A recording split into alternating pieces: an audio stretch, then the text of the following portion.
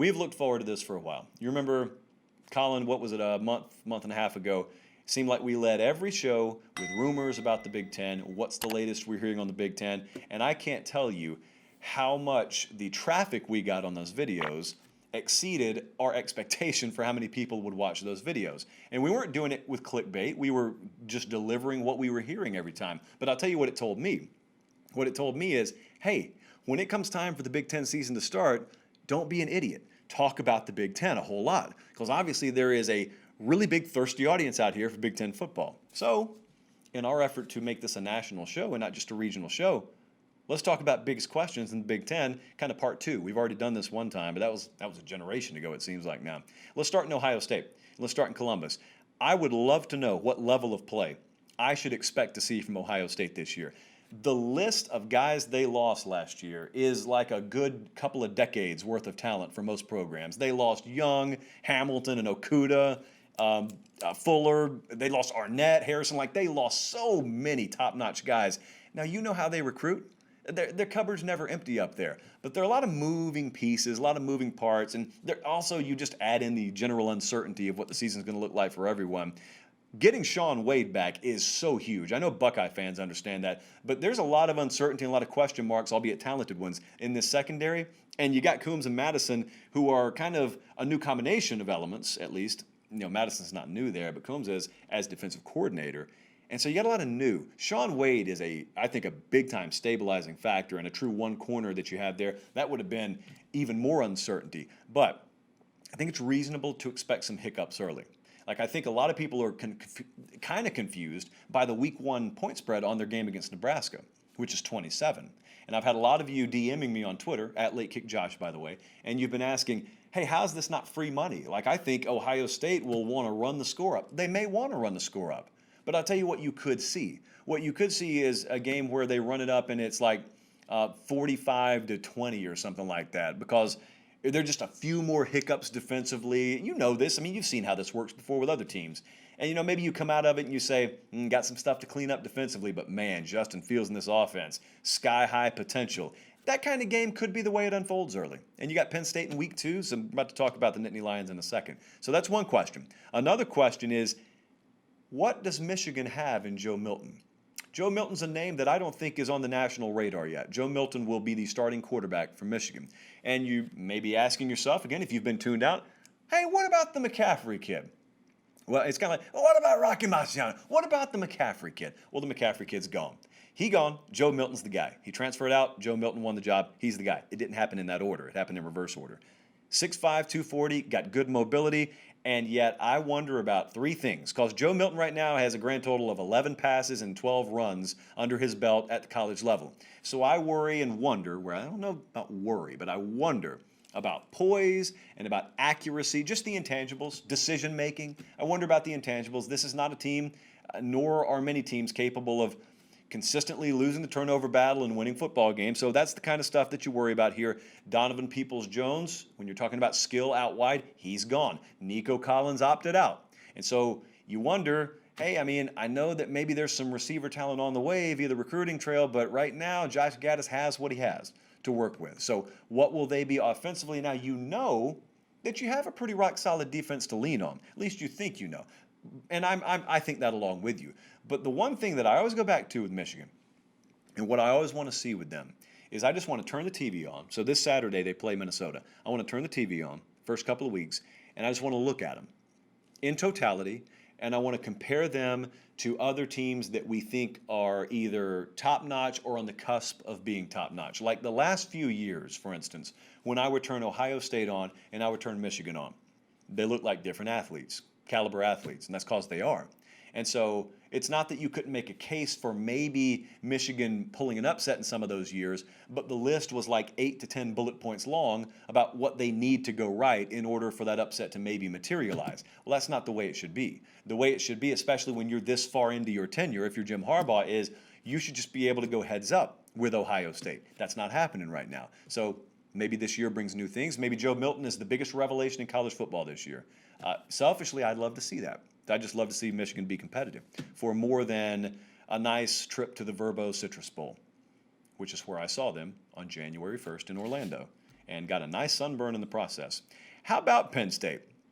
How about this marriage, this new partnership between Sean Clifford, who inexplicably I refer to as Tom Savage one day when we were doing some Penn State stuff. I know the difference. Trust me, I know the difference. It's just sometimes I'm on autopilot and don't know what I'm saying. But Kirk Soraka, that's a name you won't confuse with anyone, new offensive coordinator there at Penn State, and Sean Clifford, the quarterback there. What do we see? You remember one of the big concerns I think a lot of our Nittany Lion fans had when you originally made the hire? Well, you didn't have a concern. I mean, you liked the hire. You loved the hire because you saw what Soraka just did at Minnesota. But then when they take the spring away from you, you had the same concerns that, Georgia fans, for example, were having. Oh, man, we went and hired this new coordinator, and then we didn't get to install anything in the spring. And how much can you install using Zoom? I don't know. Some teams seem to do all right with it. But the point is, Penn State didn't start when Georgia started. So there's been a little more time bought. Now, I don't know that there have been a ton more repetitions able to be taken.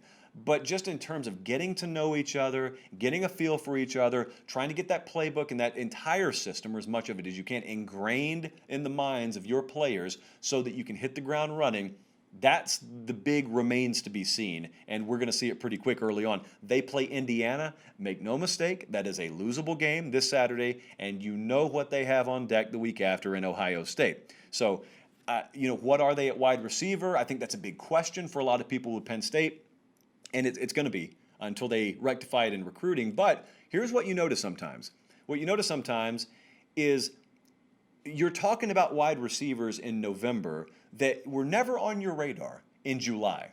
And the reason is because, well, maybe you didn't think that the offense was going to be prolific enough, and therefore you didn't really spotlight those receivers. But if you've got offensive coordinator figured out, and that quarterback, in this case Clifford, is the right guy for that offensive system, all of a sudden a funny thing happens. Receivers just start emerging. By default of the system they're playing in and the position they're being put in to succeed, they start emerging, and you have a critical mass, which would only be like 2 or 3 guys you need here, only, air quotes, exceeding expectation. That's what you watch for early with Penn State. How about Minnesota?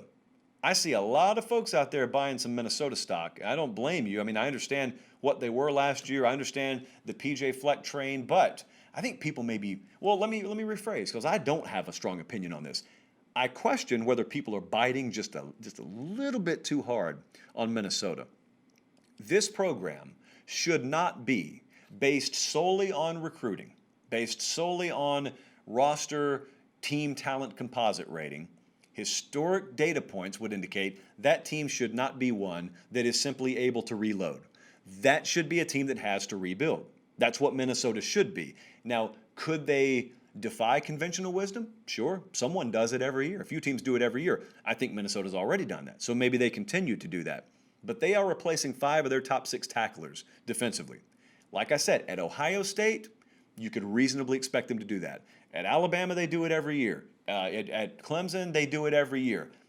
They don't do that every year at Minnesota. And if they do it, they're going 3-9 the following year. They're not contending for the division title. But right now, the expectations are them and Wisconsin right there, contending against each other for the division title. Now, Mike Sanford's coming in as the new offensive coordinator there to replace Soraka, and he's got a lot of weaponry. You got a returning quarterback. You got weapons at running back. You got weapons, especially when Bateman came back at wide receiver. So that's the expectation, I think, is that instead of defense buying an offense time, I think it's the reverse. I think it's offense buying defense time. But what's the style of play that they're going to have to roll with? And keep in mind, how does that style translate when you get a little deeper into the winter or late fall, meteorologically, than you normally do? What kind of conditions could that offense be put in to have to play in late November, early December, especially if there's a division title on the line? This is not Major League Baseball, where you can lose a game here or there, it doesn't matter.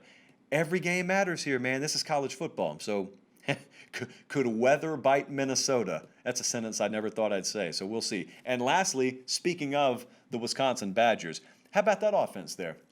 Well, not a lot, not everyone, but a lot of you, and we got a surprising number of Wisconsin fans who watch the show and listen to the podcast. We especially have a lot who listen to the Late Kick podcast. Subscribe there. Search for it and subscribe if you haven't already. You have been crying, we want to see Graham Mertz. We want to see Graham Mertz? Give us Mertz. Well, you got him at the expense of an injury, but you got him. So now what do you have? Well, isn't that the question? Because I'll tell you what you normally have. Here's the default setting for Wisconsin. The default setting had been, all right, here's why we want to see Graham Mertz. We want to see Graham Mertz because we just think we know what the ceiling is offensively for us being Wisconsin, with Jack Cohn at quarterback.